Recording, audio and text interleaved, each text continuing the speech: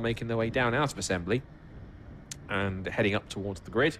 And it's the familiar sight of Nick Grindrod leading them onto the grid. Of course, the order is set by the finishing results of race number 1, which means that this man right here, once again, will start in what appears to be his almost reserved pole position spot, because he's always permanently there. Teammate Duncan Stone ensured it was a Viking Van Breakers 1-2 for the team. And then, of course, we've got the Auto Bliss pair lining up behind in 3rd and 4th. Also, of course, watch out for Liam Browning and Steve Laidlaw. Of course, Steve's car is a Peugeot, but it has a Citroen front end, so it's almost like a Citroën C107. I'll get the code. So anyway, but this should be quite a superb spectacle. I'm intrigued also to watch for both Tim Evans and Ross McCarr from the 4th row of the grid, because Ross McCarr had to come from outside the top 10 to get himself into 8th position in that first race. And Tim Evans also made up quite a few spots from where he originally started in that first race. So I think he could be certainly one to watch for to get further up the order if possible. So just a few more cars being brought into position. And in terms of the results, I might even be able to quickly input some of the results from that first race in order to help give us an idea of who's got what in points now. So let's have a quick look if I can do that. So Nick Grindrod has another 51 points from that first race. So that will now put him on the grand total of, drum roll, 357. Now Liam Browning finished in 5th position. That will give him 43 points, because it's 50 points for a win, 47 for 2nd, 45 for 3rd, and it goes down by 1 point throughout the rest of the field. So it should be 43 for 5th position. Andrew Dyer didn't finish, which means that he gets 1 point for being a non-finisher. Duncan Stone would have got himself 47 for being 2nd. Tim Evans finished in 7th place, which means that he would have got 41 points. Of course, Trott and Burgess don't get anything because they didn't score. They didn't attend this weekend. So that means that in terms of that battle at the top of the field, essentially the championship lead for Nick Grindrod has extended further by the looks of it. I have him on 357 points compared to 301 for Liam Browning. And then it's now Duncan Stone in 3rd place with 297. And a few more drivers would have moved up with more results as they go up the order. But we'll find out how that plays out as we get to the grid now for our second race. So, it's as a result of the reflection of the results of race 1. So Nick Grindrod once again on pole position with Duncan Stone alongside him, his teammate on the front row of the grid. Then it's Richard Bliss and Stuart Bliss and the Auto Bliss Toyota pair on row 2. Liam Browning and Steve Laidlaw come next on the 3rd row of the grid. And then watch out for both Tim Evans and Ross McCarr from the 4th row of the grid. They can be dark horses for a good result for them from each. 5th row of the grid comes next to round out the top 10. And on the top 10, we have Elliot Lettis and Sam Laidlaw. Then following them, we then have Christopher McKenzie and Daniel Selleck on the 6th row of the grid. John Booth and Adam Reeves come next on row 7. It's followed by Craig Flynn and John Nicholson on row 8 in 15th and 16th positions. Then it should be Ben Norfolk instead of William Burgess. William Burgess was the entry originally, but Ben Norfolk has taken over the number 69 car. And so he now starts alongside Alex Carter in row 9. Row 10 to round out the top 20 is Brandon Savage and Adam Reynolds. Next it's Joe Graham and David Christie. And it's Craig Carter and Paul Vickers on the 12th row of the grid. And then the last 3 cars, I expect there might only be 2 of them, because we should have Paul Savage and Chris Hetherington. The big question mark is, though, is Andrew Dyer's car there? And if it is, or if the car's okay, is he fit enough to race after the incident in the first race when he went off into the barriers at Brundle and Nelson? So just holding on that shot. No, the last car that's come through is Chris Hetherington. I don't see, sadly, Andrew Dyer's car coming through. So I'm afraid Andrew Dyer, unfortunately, although forgive me for saying so, rather unsurprisingly, given the damage on the front end, he's not on the grid for this second race. So that's really unfortunate. He was really in the battle for the novice racer category. So this kind of really gives, in some cases, a little bit of a free pass for Liam Browning. I'm sure it's not the way Liam would want it, of course, seeing his rival off in the barriers and with a damaged car. But at the same time, I'm sure he will take every single point he can get over Andrew Dyer and co. He's got to be careful that the Blisses, Richard Bliss, of course, is up there now in 3rd place. He doesn't start catching up too much ground too quickly. Of course, it was Richard who picked up in that race. He came in 3rd place, and that will then give him 45 points. So Richard Bliss will get 45 points. So from he now puts him on to 221 points. He should move up into the top 10 now with that strong result. If he carries on throughout this weekend, he might well get even more. The one driver that's sure to drop down even lower, I'm afraid, is going to be Andrew Dye, because if he's not out for the next 2 races, he will unfortunately start tumbling down the top 10 and outside of it. So for those of you who didn't join us in our first race and wonder what is the CityCar Cup, well, it's quite simply what you're seeing on screen. It is Citroen C1s, Toyota Aygos and Peugeot 107s, all underneath. They're all the same mechanicals and underpinnings. It's just different bodywork and badges to differentiate the 3 brands. All of them run a championship spec parts kit, which you can buy for about $500 to $3,000, and it means you get the roll cage, you get the wheels and tyres, suspension and bushes, you get all the race seat, all the different parts that you need to put one of these cars together. And so you can get a donor car as well for as little as £500 or so, or you can buy a race-ready turnkey car for about just a $500 to $7,000. So you can pretty much, it's one of the most cost-effective ways to go racing. It was a new championship that was launched as a series initially last year in June, ran for its first 2 ever races as a class in the Club Sport Trophy, both first at Capel Park and then at Silverstone. Then they had their first ever standalone races as a series at Croft towards the end of the year in October. They had a few more cars on the grid. Then over the winter, the popularity exploded to the point where it stunned even the BRSCC themselves. They knew they had a popular new championship on their hands, but to just how popular it was even caught them off guard. And so they started the first race of the season with a whopping 38 cars on the grid. They then moved across since Donington Park on the national circuit in May to Alton Park in June. Of course, since last time out, they've also been recently back to Donington Park, but as a support on the Grand Prix circuit for the British GT Championship. 2 races there, which I know was thrilling for all the drivers that took part in that race. But now they're back to a brand new circuit. Of course, it's the first time they've ever been to Snetterton, and so they're making history here once again wherever they go, and certainly putting a lot of smiles on a lot of racing fans' faces as they go. They're making lots of fans. I'm sure they've made lots from the British GT visit, and of course they had a few spectators in person watching them compete on the Grand Prix loop. And I'm sure, hopefully, that plenty of the spectators here in Norfolk and some of you who might watch them for the first time on the live stream will certainly enjoy them and follow them after this race meeting is done. So cars nice and promptly forming up on the grid pretty quickly. It's nice to see everyone in order as the last few cars get into position, including Chris Hetherington's silver and green Toyota Aygo. Here's the last car to get into position. He forms up. And then once the start at the back is ready, he'll wave the green flag. The 5-second ball will go up. We're all ready for our second dose of CityCar Cup action. We've had one race that was a pretty spectacular one from start to finish. Let's see if race 2 will match that spectacle. But the red lights go up, and the second CityCar Cup race at Snetterton here in 2021 is underway. It's a pretty even start for the 2 teammates on row 1 and row 2. They're 4 abreast in the mid-pack again. They're at it again like they were in race 1, but now down towards Ritchie's for the first time. And it's Grindrod and Stone who are side by side, running down in tandem towards Ritchie's. The 2 Auto Bliss cars are likewise in 3rd and 4th. And looks like, I think it was that Stewart going around the outside of Richard? I think it was. So he might be up to 3rd place, but those 2, will probably know from the outset they possibly have to go start attacking already to try and get the lead away from the front runners. Stewart's going for it, so Richard's a little bit sideways there. He's under threat from a rapid starting Ross McCann. I said to watch out for Ross.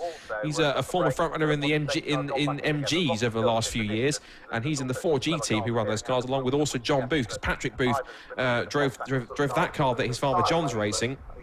Drove it at Donington Park and had 1 or 2 decent results, although he did unfortunately have an off in the second race to put him out on the first lap. Now, looking back at the leaders here, looks like Stuart Bliss is not hanging around here, as that's not dust or smoke. That's just the cement, or it's the powder that they've used to soak up the oil from that went down from the previous race in the SDXR Challenge contest.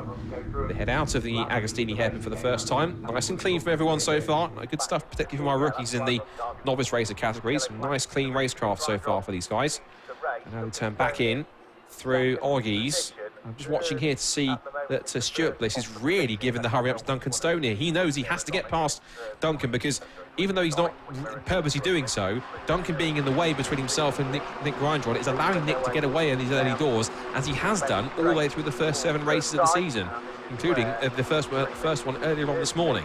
So he knows he has to get on with it, but in order to do so, he has to get past Duncan Stone. Otherwise, the longer he spends behind him, the more chance Nick will have to sail away at the front once more and continue his 100% winning streak. They pile in through Brundle and Nelson as a line. So it's Grindrod who leads then, Stone in second place, Stuart Bliss in third, Ross McCar's into fourth position already from the eighth on the grid. As they turn their way through, there's Adam Reynolds in the 31 car with another of the Auto Bliss machines. David Christie's in there as well. And also there is the 46 car of Craig Flynn in the Brake and Ash Garage Limited sponsored car. Here's the Viking Van Breakers duo, and the Auto Bliss duo in third and fifth are separated by that 4G racing car, the Citroen of Ross McCar. And then the Laidlaw machine is up there in sixth position. Tim Evans is seventh. Liam Browning's down to eighth, so he hasn't really held on to his fifth position from the grid. He's lost 3 spots down to eighth. There goes Ben Norfolk in the Mission Motorsport car. Joe Graham with a little wayward on the exit over the curbs, and the Nankang sponsored Toyota Igo. Across the line they go for the end of the first lap, and it's still as you were before in race 1. Nick Grindrod leading the way.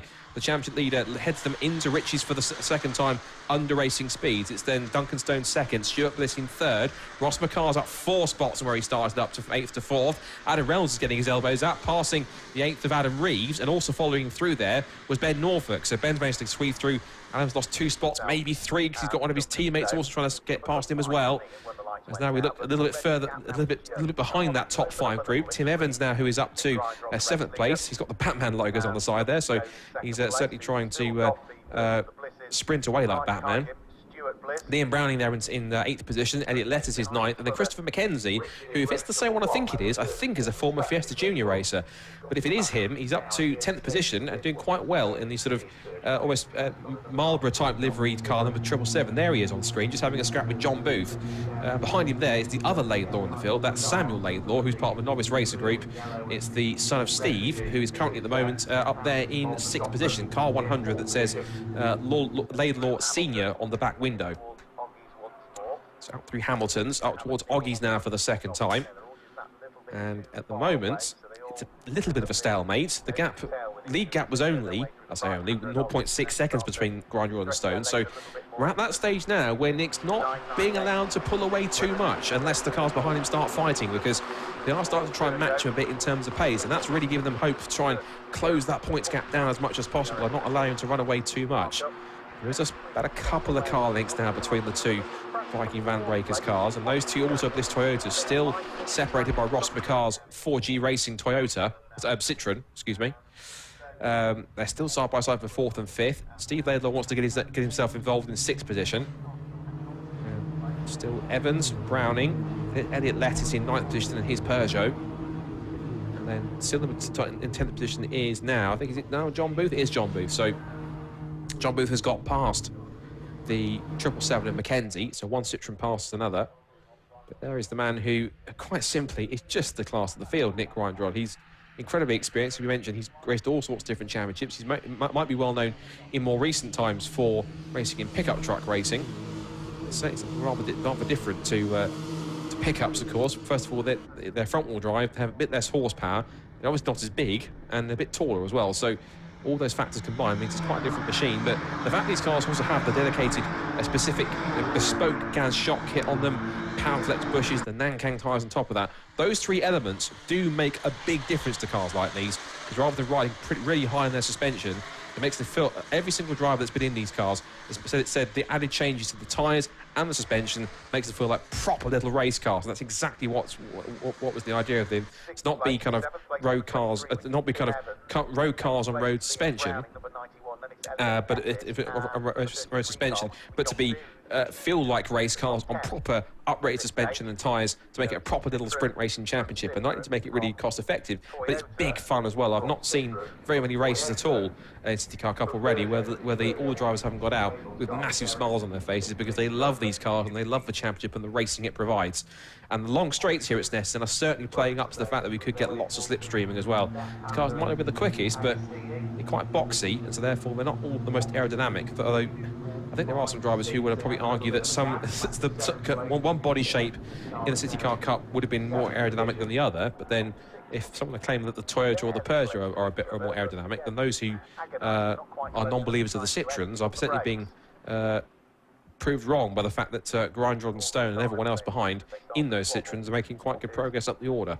Just over 3/4 of a second advantage between Nick Grindrod and the best of the rest. The battle here between Tim Evans and Liam Browning. Liam, of course, one of the top runners now in the novice race category. In fact, after this result, if he finishes, he will extend his advantage over Andrew Dyer now, because Andrew, of course, unable to take the start in the second race after an accident in the first one up at Brundle Nelson, just the complex they're coming up to here.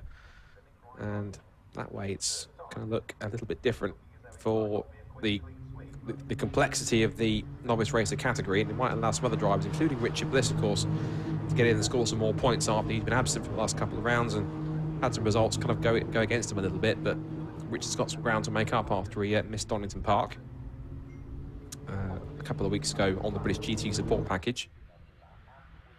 So leaders then come back up through Cora, and again, Nick Grindrod's not being allowed to get away. This is not a typical Nick Grindrod performance here this weekend so far. It's not him really pulling away and making it difficult for everyone else. Well, that's Elliot Lettis almost making it difficult for himself, as he went diving up the inside into Murray's of Tim Evans.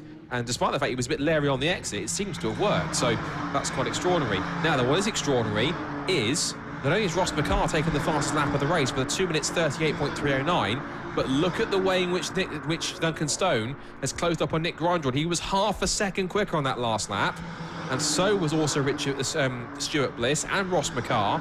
But actually, out of that top 6 group, Nick Grindrod was the slowest out of the 6. I wonder, is the dominance of Nick Grindrod starting to come apart a little bit here? Well, there's the Blisses getting quite familiar with Ross McCarr. Now, I have to be careful, because if I'm right, I think it was Stuart Bliss and Ross McCarr. They didn't quite like each other at Donington Park at the opening round. They actually went side by side and ended up sort of, let's say, trading door handles, shall we say, for quite points. And unfortunately, that kind of got them in trouble at Donington Park. So I think they've been probably told, don't do it again. Or if you do find yourself side by side, just behave a bit more. And so they are, for the moment. They come down towards the hairpin. Agostini, a wider approach taken there from on the turn-in by Richard Bliss. And Steve Laidlaw's doing well to keep up with them. And this is also starting to bring into play here Liam Browning and Elliot Lettis, and not too far away from them, truthfully, are both Tim Evans and John Booth, with Christopher McKenzie also in the mix as well. So the top 10 or 11 cars are still in fairly close proximity to each other. So this is looking like this is one of the closest races we've had, if not arguably the closest race we've had so far in the CityCar Cup, ever since we started the full season back in Donington Park. So in through Williams, there's Liam Browning in the 91 car. Maybe gets a lot of support online, so hello to all of the supporters of Liam Browning on the live stream. I'm sure there's plenty as they come up towards the complex in front of Nelson. I think that's Richard Bliss, who was right on the tail of Ross McCarr, who was going right to the inside of the circuit to defend. So I'm not quite sure he's quite ready to let Richard have a taste of his position just yet. 4th place they're scrapping over here now. 4th and 5th between them. Steve Laidlaw currently holding on to 6th as they turn in through the bomb hole for the, what lap are we on at the moment? 4th time of asking. Being a 20-minute race means you do get quite a few laps out of this one. Now, the pressure that Nick Grindrod was under initially, it seems to have dissipated a bit, because Duncan Stone does appear to have dropped back into the clutches of Stuart Bliss, whilst Richard is busy occupied with trying to pass and get around Ross McCarr. So there's plenty going on in that top 5. Let's look at the gap now as they come across the line. It definitely looks more than 0.3 per second. Yeah, it is. In fact, Nick Grindrod thinks, you think you can take that fast lap from me? Try this on for size. 2 minutes 38.246. But Liam Browning in response puts in a 2:38.1. So he, in fact, steals the fast lap of the race back from Nick Grindrod.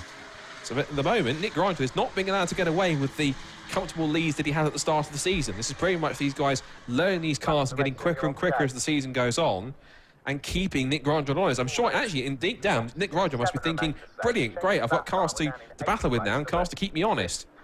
He must be, yeah, he must actually be loving it. Compared to some other drivers who might look at it and think he's being chased down and being kept honest, I'm pretty sure there are some racing drivers who relish the chance of other drivers coming up to challenge them if they've been dominating for a while. So it's a bit of a refreshing change for Nick to have to be looking in his rearview mirror a bit more and seeing Duncan Stone, Stuart Bliss, Ross McCarr, Richard Bliss, Steve Laidlaw and Liam Browning and co all trying to close him down. Sam Laidlaw getting a bit wide there in the background as we watch the scrap continue to go on between Tim Evans in the 23 of the Toyota Aygo and the Citroen number 777 of Christopher Mackenzie. Mackenzie holds... Oh, he's repassed him, in fact, actually, for P10. So that was another pass back for position between those two. So a change on between them. Turns in through the left-hander. That's Hamilton's and back into Oggies once again. So lap time-wise, if we look at the front runners, the top three were all in the 2:38s. It was McCarr and Bliss who were so busy battling amongst each other, they lost a few tenths and have dropped into the 2:39s. And then Laidlaw and Browning and Lettice behind them for 6th, 7th and 8th were all on 2:38. So 6th, 7th and 8th are just as quick as 1st, 2nd and 3rd, which means it's all very evenly matched. And that actually has to be, I'm sure, quite pleasing for... I'm sure Greg Graham and Lindsay Close and everyone else in the championship, because effectively it means that rather than one driver dominating the championship, we have drivers that can take the fight to Nick and actually try and close him down, which is brilliant to see. So we've got a bit of a proper race on our hands now as we see Liam Browning trying to line up Steve Laidlaw for a pass into the bomb hole, but there's no room to get through as they come through the right-hander. 6th and 7th, this is a scrap 4 between those two. The white and black car with Citroen. I believe it's to the Citroen. I think it was. I'm sure it's a Peugeot he's driving, but it's Peugeot with a Citroen front end.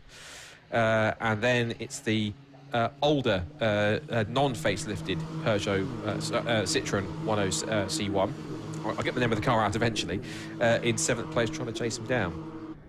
So Nick Grindrod then, cross the line he goes, still with Duncan Stone and co in close attention. Cross the line he goes, and the lap time he puts in is not the fastest lap of the race, and in fact he's getting closer now. They're dipped into the 2:37s. Stuart Bliss took the fastest lap of the race, 2:37.923, and it then went 2:37.811 for the other Bliss. So the two, Richard and Stuart Bliss, are currently setting the pace at the moment in those two Auto Bliss Toyotas. And now, as we head down to the Wilson hairpin, with 6 minutes to go, everyone is now stacking up behind Nick Grindrod. This is interesting. Nick Grindrod is not on the pace he was in the first few rounds. Or at least, if not that, maybe he is. But everyone else now starting to catch him up again. So it's top two for the Viking Van Breakers teammates. Then the two Auto Bliss Toyotas are sandwiching the 4G Racing Citroen of Ross McCarr. But we have a top 5 now, and they're even a top 7 for the lead now as they come down towards Agostini's. And I wonder, surely Duncan Stone and co have to be sensing an opportunity to take their first race win of the season. There could well be an opportunity here with 5.5 minutes to go that someone other than Nick Grindrod is now finally has the chance, or this is the best chance they've had all season so far, to steal away a victory from Nick Grindrod and take their first win in the championship. But literally anyone else in the field, everyone else in the field aside from Nick, has that opportunity now because they haven't won a race yet. So Nick is holding on, doing everything he needs to do to hold the position. Looking back now, this is Daniel Selick, who's fallen a bit further back. He came into the weekend top 10 in points, and he's battling away with the 31 of Adam Reynolds. There's There's David Christie, meanwhile. He's having a nice little scrap going on with Joe Graham and the 46 of Craig Flynn. And also up there is the 24 car, Paul Savage, who's also in the novice racer class as well. So nice little battle for them as they go through. Someone's kicked up some dust in the background, but it's all part of the fun in CityCar Cup racing. Leaders then back into the complex, and it's changed round. So Nick Grindrod still leads, but look at this. Duncan Stone's been shuffled down to 4th. So that is now 16. So that's car 18 ahead. That's Stuart Bliss, who now into 2nd place. Ross McCarr's now up to 3rd. 4th now for Duncan Stone. 5th now for, gotta get this right now, so, Richard Bliss. 6th for Steve Laidlaw and 7th for Liam Browning. But the trouble is, it's all been a good swap of positions. But whilst that's happening, this man's getting away again. So Nick Grindrod then continues to get away. There's only 4.25 minutes left in this race, but at the same time, the Blisses at the moment are the fastest cars on the track at this point. So I wonder now that he's out of traffic, is Richard Bliss, is Stuart Bliss, going to be able to start closing down Nick Grindrod with the time that we have left? I think that's a time penalty for Ross McCarr. A time penalty for Ross McCarr, 5-second time penalty for track limits. for Ross McCarr. So all that progress up into third place, he's almost kind of coming for nothing. He's all over the back of Stuart Bliss at the moment, trying to get through. So you might not be too focused on the penalty board. But unfortunately, wherever he finishes right now might well not mean very much because, or not as much as it could do, because even if he finishes second, he's going to be down to about roughly, what, 7th or 8th or 9th place as a result of that. It's a real shame, but unfortunately, the rules are the rules, and he has got himself a penalty there, which means he'll have to drop down the order come the end of the race, which is quite disappointing for Ross, but I'm sure he'll race as hard as he can before this race is done. There's a familiar sight. Nick Grindrop with a chasing pack behind him, all trying to close him down, but it's given him a bit of respite now. I'm sure he was quite cautious at the fact that he was going to be challenged quite soon, but thankfully everyone else has started scrapping amongst each other and are so focused on trying to get ahead of one another that he's now decided to drive up the road in the last few stages of the race. That was Duncan Stone trying to get back around Ross McCarr, but even so, it doesn't really, I think, unless he spotted the board, it doesn't really matter. It won't really matter in many cases because Duncan Stone will still finish ahead of Ross McCarr in any case, if it stays as it is.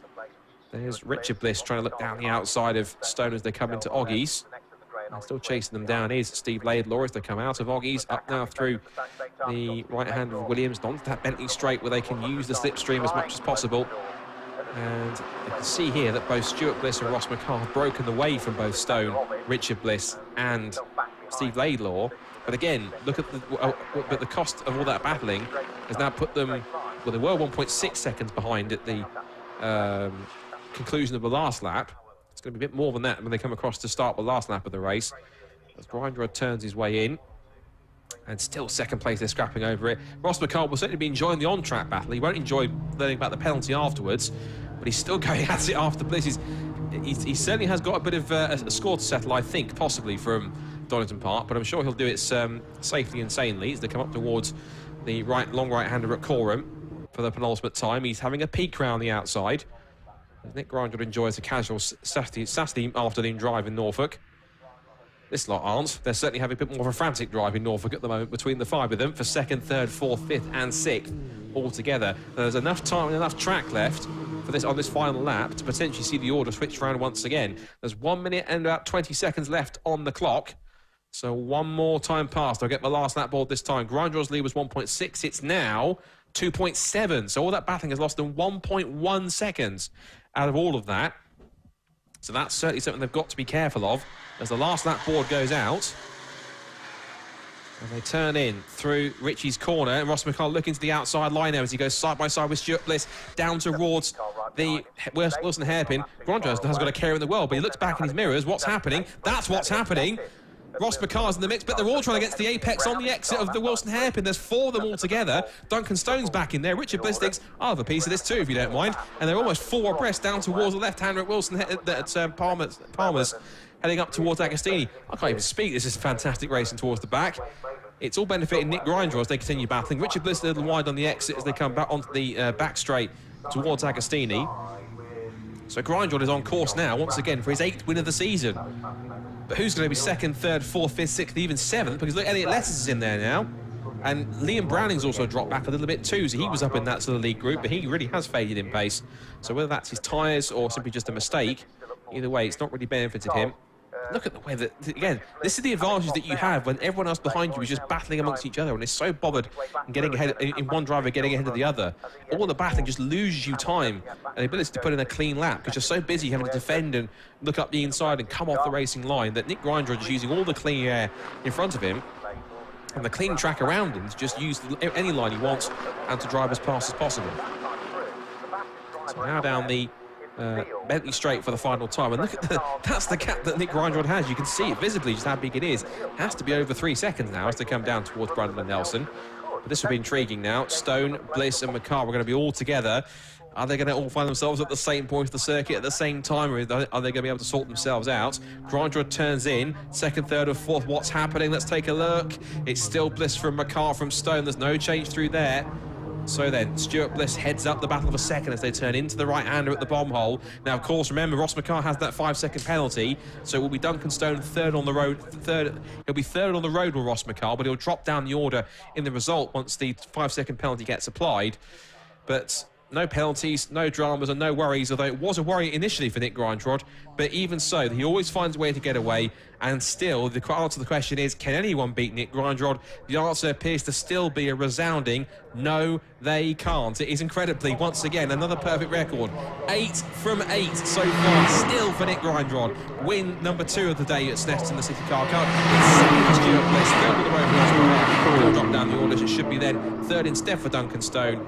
That'll be Richard Bliss, Steve Laidlaw, Elliot Lettis, the top. Well, the second to 7th came across the line second by 2.3 seconds, which was a brilliant battle in its own. 8th goes to John Booth, 9th goes to Christopher McKenzie. He only drops to 10th in the closing stages, so he really dropped off in place, as did also Tim Evans. Sam Laidlaw is back in 12th place. It's then Ben Norfolk in 13th place, followed by John Nicholson in 14th, Reeves in 15th place, and it's Carter, should be then Adam Reynolds from Dan Selleck. Yes, Daniel Selleck. And then it should be Paul Savage, Craig Flynn, and Joe Graham across the line. David Christie also comes across through in, I think he has. David Christie come through? Either that's here he comes. He's dropped a couple of spots in those last couple of laps. So he could come in behind. I think that's the 23.83 of Carter. Yeah, so he called Douglas Christie. David Christie. Apologies, David. Douglas. I don't know, again. David Christie comes to in 24th place. You should change your name to Douglas, David. That'd be much simpler on commentary. And then it's 25th for Paul Vickers in his first weekend. Also, Chris Hetherington, who should come across in 26th position. Well, that was all right, wasn't it? That was a good race for the second time today for the CityCar Cup, and a really nice close race where, again, competition's getting close to Nick Grindrod. They're on his tail, and they can lap faster than him. That's the key thing. We should also mention, let's just check, did Nick Grindrod get the fastest lap of the race? No, he didn't. So the first race in the season where Nick Grindrod does not have the fastest lap of the race, it actually goes now to the 17 of Richard Bliss. So he picks up the first non-Nick Grindrod fastest lap of the season. So congratulations to Richard for getting that extra point. And so his completely perfect score is kind of gone now. It's the points he gets now for 50. That will put him on. That's be 407, I think it will be now, won't it? So yes, it will. Then it will be Stuart Bliss, who is way down the order, so he'll get 47 points. Duncan Stone will get 45. And I think Grindrod gets 50, I meant that. And then it was, I think Richard Bliss was on that one, so I'm double checking. But in terms of points, what it's helped is Nick Grindrod now has 407 points. Duncan Stone's result puts him on to 342. And I guess we'll work out the points as we go along before the next rounds that come up, which will be in a few weeks' time.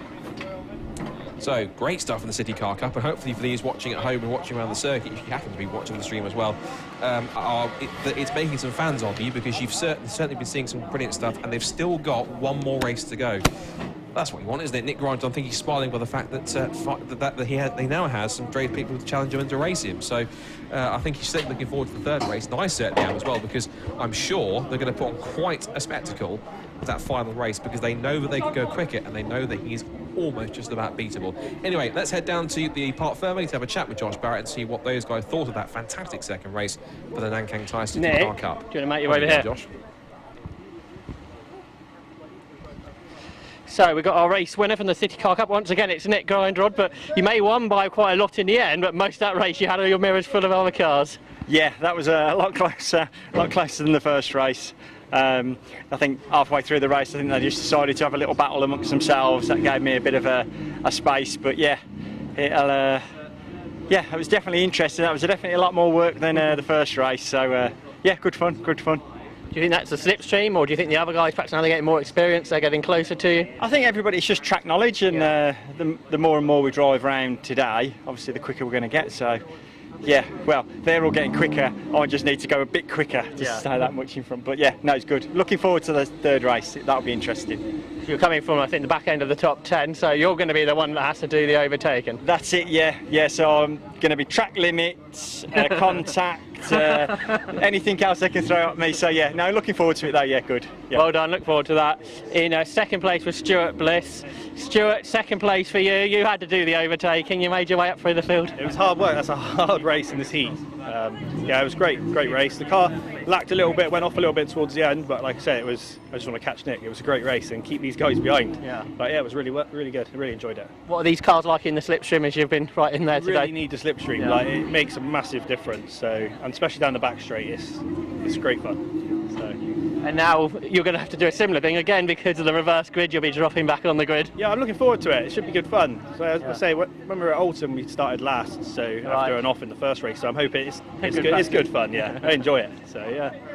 And new championship this year. It sounds like it's great fun. Everyone's really enjoying themselves. I really enjoy it, and they're great little cars. I mean, they are really fun, and the racing's so close. So it's door handle to door handle. It's brilliant. So really enjoy it. Looking forward to the next one. Well done. So in second place there was Stuart Bliss. We know Ross McCarr got a penalty, so he didn't finish third on the results. That would be Darren Duncanstone. Well done, third place for you, and you again, right in that battle. About 7 of you in the lead group. Yeah, it was good fun.